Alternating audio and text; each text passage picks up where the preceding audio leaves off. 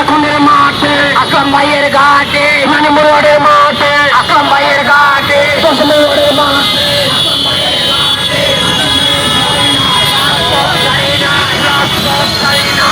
ভাইয়ের ভাই আসলাম ভাই এগিয়ে চলো আমরা আছি তোমার সাথে আমরা আছি তোমার সাথে।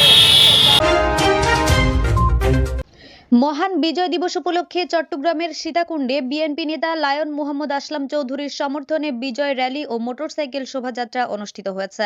চট্টগ্রাম সিটি কর্পোরেশনের ৯ নং উত্তর পাহাড়তলী ও ১০ নং উত্তর কাঠতলী ওয়ার্ড বিএনপি ও সহযোগী সংগঠনের উদ্যোগে এই বিজয় র্যালিটি আয়োজন করা হয়।